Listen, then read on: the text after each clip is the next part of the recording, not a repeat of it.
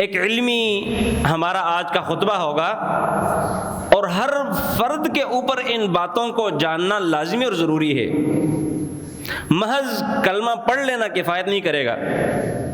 بلکہ اس کلمے کے کچھ ضوابط ہیں، اس کی کچھ شرائط ہیں، ان اصول و ضوابط کا خیال رکھنا کلمے کے پڑھ لینے کے ساتھ لازمی اور ضروری ہے۔ کہیں ایسا نہ ہو کہ ہم اس خام خیالی میں رہیں اور یہ ہماری سوچ ہو کہ بس ہم تو کلمہ پڑھ چکے ہیں، لہٰذا اب مزید ہمیں کسی بات کی ضرورت نہیں ہے، نہ سمجھنے کی نہ عمل کرنے کی۔ حقیقت یہ ہے کہ یہ شیطان کی طرف سے ایک دھوکہ ہوگا۔ سب سے پہلی چیز، اس کلمے کے معنی کو سمجھنا لازمی اور ضروری ہے۔ ہمیں پتہ تو ہو کہ میں کہہ کیا رہا ہوں، لا الہ الا اللہ محمد الرسول اللہ، اس کلمے کا مطلب کیا ہے۔ صحیح مسلم میں امام مسلم علیہ الرحمہ نے یہ روایت نقل فرمائی، من مات وهو يعلم انه لا الہ الا اللہ دخل الجنہ، جس کسی بندے کو موت آئی اس حال میں کہ وہ لا الہ الا اللہ اس کلمے کو جاننے والا تھا، اس کلمے کا علم رکھنے والا تھا، وهو يعلم دخل الجنہ، تب جا کر یہ بندہ جنت میں داخل ہوگا۔ تو معلوم ہوا کہ لا الہ الا اللہ کے کلمے، ان کلمات کے معانی مفہوم کو سمجھنا لازمی اور ضروری ہے۔ آج ہماری بدقسمتی یہ ہے، ہم لا الہ الا اللہ کا کلمہ پڑھتے بھی ہیں، چونکہ ہمیں اس کے معنی مفہوم کا پتہ نہیں ہوتا،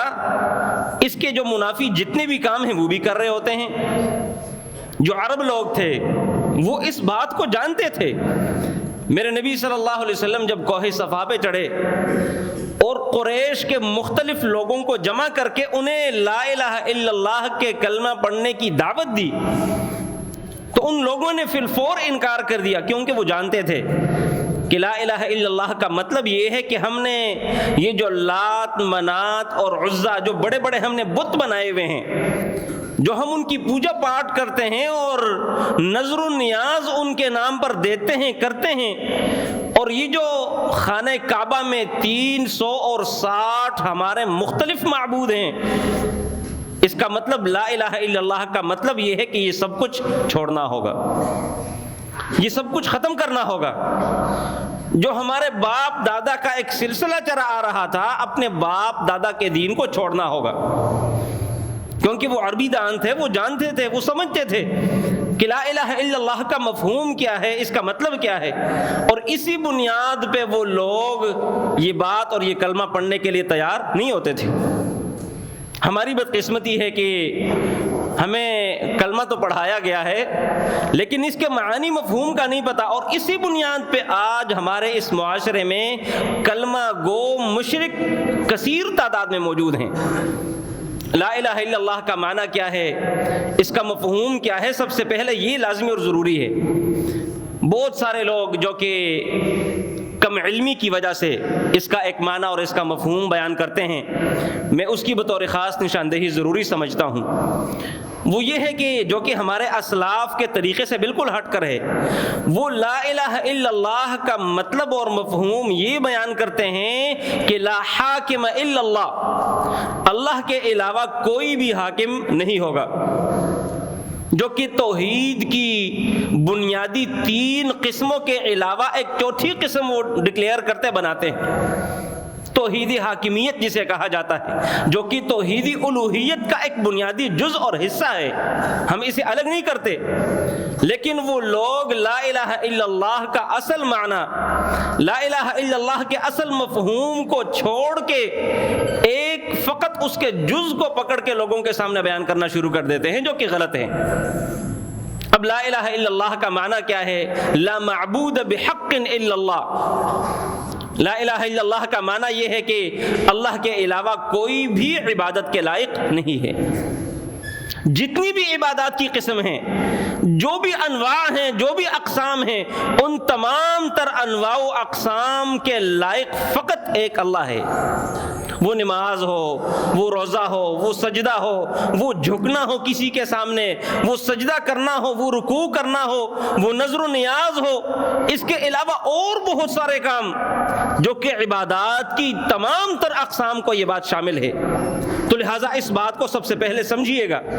کہ لا الہ الا اللہ کا معنی یہ ہے کہ اللہ کے علاوہ کوئی بھی تمام تر عبادات کی اقسام کے لائق اور کوئی نہیں سوائے اللہ کے۔ ہم لا الہ الا اللہ بھی پڑھتے ہیں، ایاک نعبد و ایاک نستعین بھی پڑھتے ہیں، خاص تیری ہی عبادت کرتے ہیں اور خاص تجھی سے مدد مانگتے ہیں، لیکن جب کسی مشکل میں پھنستے ہیں پھر کیا کہتے ہیں؟ یا علی مدد۔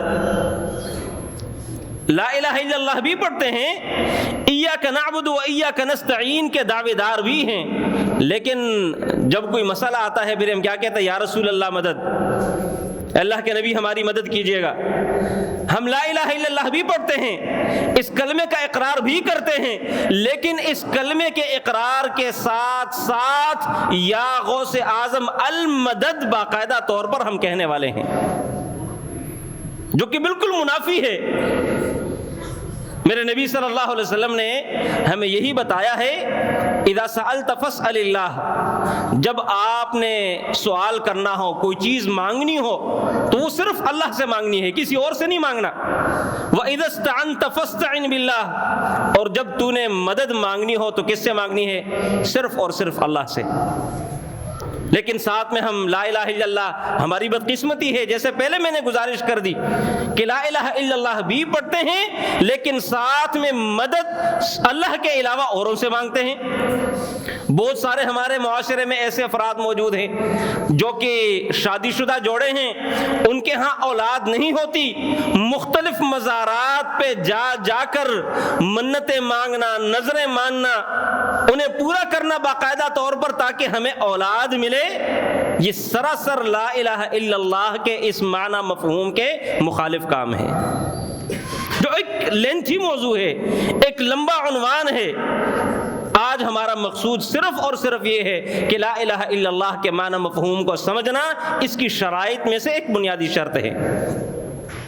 اور پھر جب ہم نے لا الہ الا اللہ کے معنی کو سمجھ لیا تب ہمیں سمجھ آئے گی اصل توحید کی، تب ہمیں سمجھ آئے گی کہ توحید کیا ہے اور شرک کیا ہے، تب ہم لا الہ الا اللہ کے جو فضائل گزشتہ خطبہ جمعۃ المبارک میں آپ لوگ سماعت فرما چکے ہیں تب پتہ چلے گا، کیونکہ یہی وہ کلمہ ہے جس کلمے کی خاطر میرے رب نے تمام تر انبیاء کو بھیجا تھا۔ وَلَقَدْ بَعَثْنَا فِي كُلِّ أُمَّةٍ رَسُولًا أَنِ اعْبُدُوا اللَّهَ، ہم نے ہر امت میں ایک رسول بھیجا اور اس رسول کو بھیجنے کا بنیادی مقصد